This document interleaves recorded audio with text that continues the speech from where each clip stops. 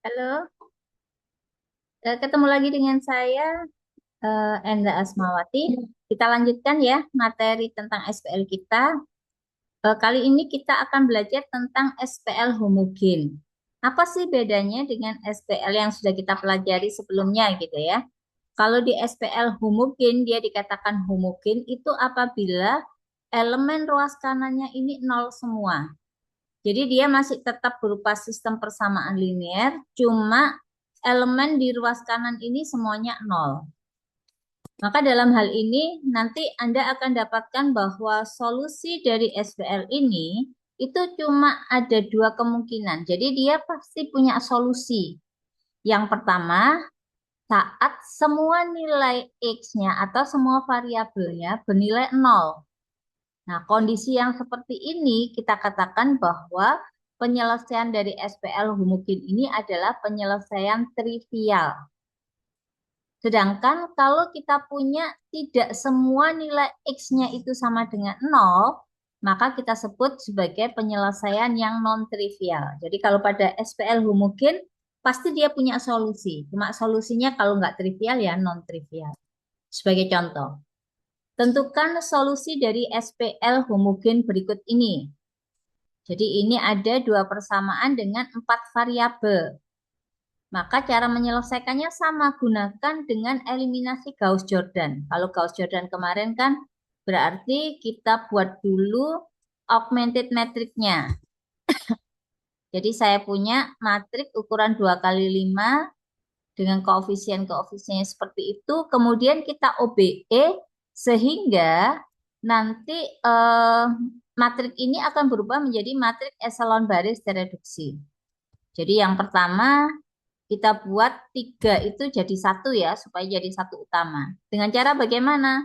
Anda boleh lakukan banyak cara, tapi di sini saya lakukan dengan cara dikalikan sepertiga baris satu. Sehingga saya akan dapatkan elemen-elemen di baris satu akan berubah menjadi ini satu sepertiga, sepertiga, sepertiga, yang baris dua tetap.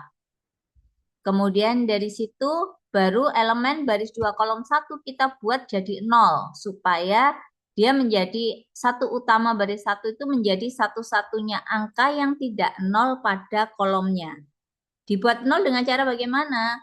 Baris 2 saya kurangi dengan 5 baris 1. Terus kita hitung-hitung, akhirnya saya dapatkan hasilnya seperti ini. Nah, dari sini kita dapatkan di baris kedua, angka pertama 0, angka keduanya itu tidak 0.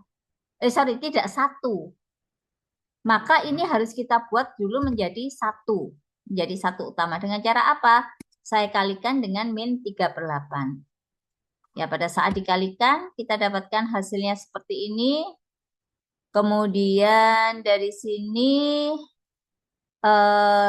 kita buat ya, satu utama di baris 2 ini harus satu-satunya angka yang tidak 0, berarti baris 1 kolom 2 kita buat jadi 0 dengan cara baris 1 saya kurangi dengan sepertiga baris 2.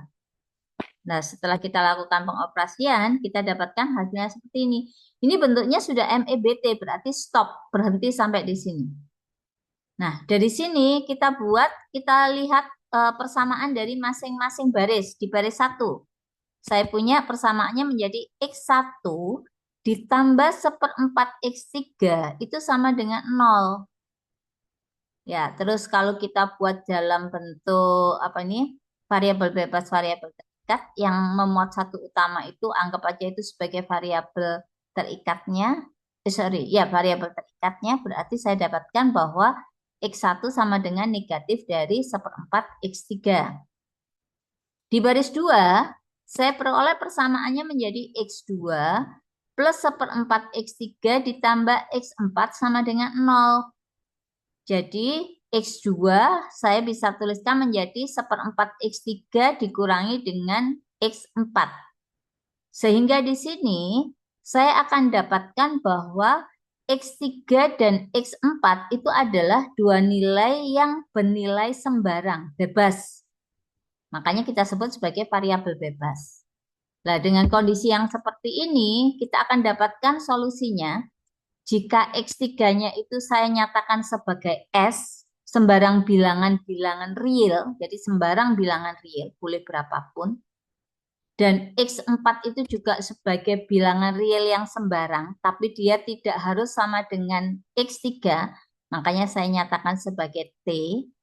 Maka saya peroleh X1 itu akan sama dengan min 1/4 S, dan X2-nya sama dengan min 1/4 S dikurangi dengan T. Nah, solusi yang seperti ini yang kita katakan sebagai solusi non-trivial. Karena dia punya nilai atau punya solusi selain 0 itu dia punya solusi lain. Contoh nih ya, saya ambil X3-nya, S-nya sama dengan 1, T-nya sama dengan 1. Maka X1 itu akan sama dengan min 1/4, dan X2 itu akan sama dengan min 5/4. Nah, itu salah satu solusinya. Kita bisa dapatkan solusi yang lain. Misalkan Anda ambil S-nya 2, T-nya 0 gitu ya. Kalau S-nya 2, maka X1-nya min setengah.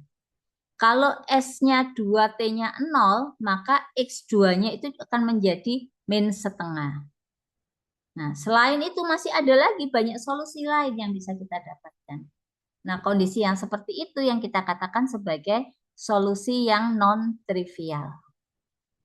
Nah, begitu cara mendapatkan solusi dari SPL homogen. Nanti silakan Anda selesaikan soal latihan ini. Kalau memang ada kesulitan, ada pertanyaan, silakan menghubungi saya melalui WA grup yang ada. Oke, sampai ketemu lagi.